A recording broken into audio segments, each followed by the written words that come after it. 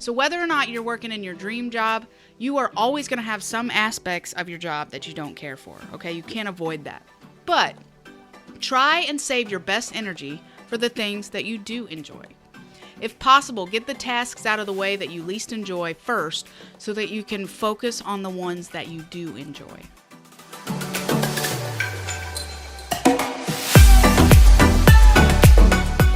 Can people be happy at their jobs, or is that just a myth? We're going to talk about that in today's episode of the Workforce Link podcast, where we're offering forward-thinking conversations for the workforce, linking employers and job seekers to a brighter tomorrow. I'm your host, Sunday Jo Graham, and I'm so honored to be with you today as we dive into another episode of the Workforce Link podcast. So, pay scale, this is in 2017. So it's been a few years, but they surveyed over 500,000 workers, collecting data on the 25 most satisfying jobs in America, which included salary information. One of the things that it showed is that money isn't everything when it comes to job satisfaction. So administrative managers showed a 57.6% satisfaction rate, with a median salary of $49,200, while a flight attendant showed 63.6% with a median salary of $40,600. A survey from the BBC ranked almost 300 jobs from the most satisfying to the least, showing that also that money is a big motivator in job satisfaction, but it's not the only motivator. So for example, IT professionals ranked 147 on the list. But farmers rated number 23, earning half as much as those in the IT field. That's interesting, isn't it? I'm going to share the links to these surveys actually in the show notes if you want to go and see the full list. It's very interesting. But where I'm going with all this is, can we be happy at work whether we're making millions of dollars or we're earning minimum wage? The answer to that is, of course we can, right? It's all dependent upon us. And employers, if you're listening to this episode, pay attention because this episode is for you as well. Yes, we need to find ways to be happy at work, but employers need to be ahead of the curve in assisting their team members with ways to make that happen too. If you can't pay what everyone else is paying, there are things that you can offer. You can offer incentives like opportunities for growth. You can offer paid time off, maybe childcare. That's a huge one right now.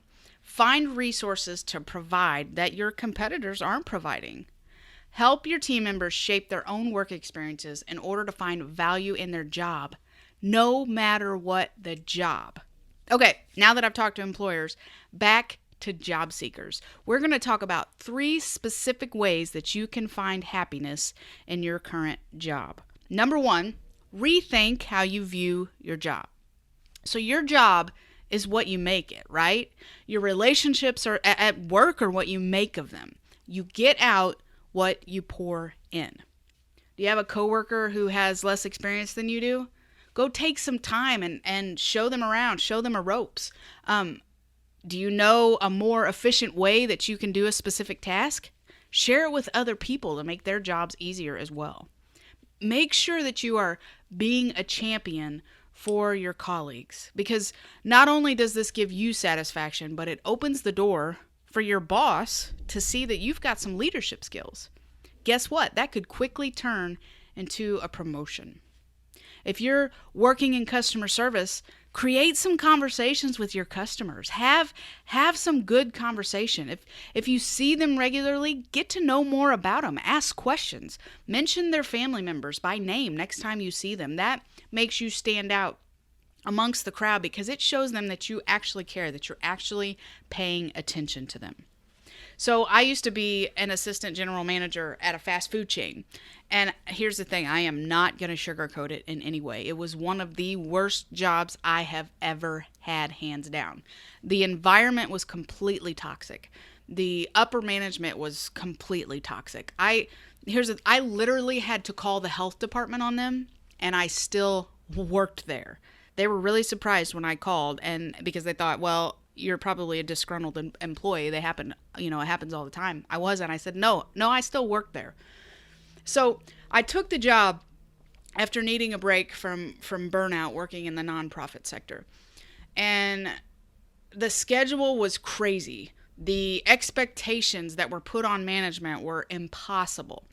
And I mean, I struggled every day to put that uniform on and go to work every day. But I was bound and determined to do it with a smile. I was determined to get purpose and meaning out of my job despite the hardships, despite how hard it was to show up every day. Because I wasn't just interested in managing those I worked with. That's easy, right? I was interested in leading them.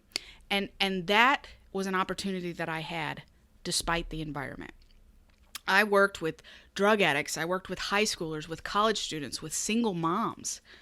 And I met with each one of them. I took the time out and I met with each one of them personally so that I could get to know them. So I would come in early before my shift and I would spend about 10 to 15 minutes with each one of them to get to know them, to ask questions about their lives. What were their future goals? Things like that. I wanted to get to know them.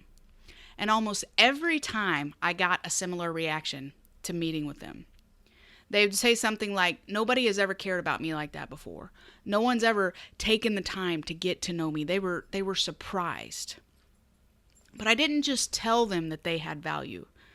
I showed them that they did. I took time out to be present with them.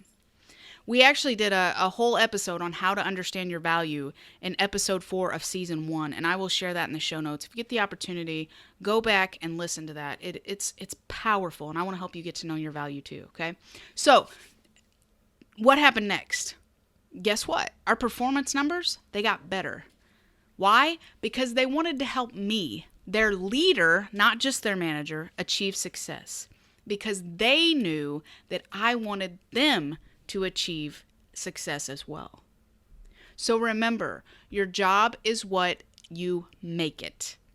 And can I just say, I am so glad that season of my life is over. Speaking of value too, I want to share something with you just quickly, okay? When we know our value, our decisions reflect that. When we don't know our value, our decisions reflect that. The words we hear, whether they're spoken to us or by us, they affect the way we see the world. They affect the decisions that we make. We start to believe things that aren't true, and before we know it, our minds only know what we've led ourselves to believe. For true change to take place, we have to replace the lies with truth. We want to help you do that with our free guide, Understanding Your Value. You can use this guide to not only uncover the lies you've been believing about yourself, but to find the liberating truths about who you really are. Once you replace those lies with the truth, you can craft a new value statement that will help you in every area of your life, including your career. You can download it today for free at cwdregion.com/valuable. That's cwdregion.com/valuable. And now, let's get back to the 3 ways you can find happiness in your job. All right, number 2, change how you work. So whether or not you're working in your dream job, you are always going to have some aspects of your job that you don't care for, okay? You can't avoid that. But try and save your best energy for the things that you do enjoy. If possible, get the tasks out of the way that you least enjoy first so that you can focus on the ones that you do enjoy. So for example, my least favorite part of my job is anything to do with spreadsheets. I hate spreadsheets. Or reports. It's not my favorite thing to do. I'm a creative person, right? Not a numbers person. But guess what? It's part of my job. So if I have reports due on a specific day, I will try to work on those first so that I can focus on the things that I do enjoy, like recording this podcast episode, one of my favorite parts of the job. If this isn't possible for you, try to find a way to redesign your current tasks to make them enjoyable. You can find a way, okay? Add an element that might inspire you. Do you hate cleaning the cooler out? Give yourself a reward for finishing it in a specific amount of time. If you don't enjoy doing spreadsheets, challenge yourself to learn something new about formatting. Then give yourself a reward at the end. You can find a way to make your job fun, okay? All right, number 3, invest in work relationships. Being in a job that you don't necessarily enjoy is hard enough, right? Being in a job where you feel alone, that is a whole new level of bummerness, okay? I think that's a word. I just created it, bummerness. Go out of your way to build some meaningful relationships with your coworkers. Interactions between employees, even if short term, can be a very good, actually great mental and emotional recharger. But let me be very clear here, okay? Don't use this as an opportunity to go out with your coworkers after work and complain about how much your job sucks, okay? That doesn't increase productivity. It does not increase happiness in your job. It will suck the life out of you. It'll suck the life out of your coworkers and your environment. Lift your coworkers up. I talked about that in the first point, right? About how you change the view of your job. You be the change agent. You decide you're going to be the change agent, not the one making your coworkers dread coming to work, okay? So a couple years ago, our company, we went through some really big changes. We had layoffs, we had leadership changes. It was a really hard season for a lot of people. And I'm the type of person who usually buys gifts for people. I love to buy gifts for people, not really make them. I'm not the crafty person. But I could sense the sadness in the office. So I decided one day I was going to bake all my coworkers cookies, okay? So if you knew me at all, you would know that hospitality is not my greatest gift, okay? So just that step alone, that would let them know that I was thinking about them, right? But I decided I was going to take it a step further. So I put a ribbon on the baggies with this label that said, "You are valuable." And when I brought those cookies to work on Monday and I handed them out, I personalized them for each coworker. It made their day. Show others that you care, because then they will want to reciprocate that, right? Okay, so let's do a quick recap of what we talked about today. You want to find happiness in your job? Do these 3 things. Number 1, rethink how you view your job. Number 2, change how you work. And number 3, invest in your work relationships. So I hope today's episode was helpful for you and gave you some inspiration to keep pushing forward in your job. If you enjoyed it, my friend, would you mind sharing with others and heading over to iTunes and leave us a review, and preferably 5 big stars.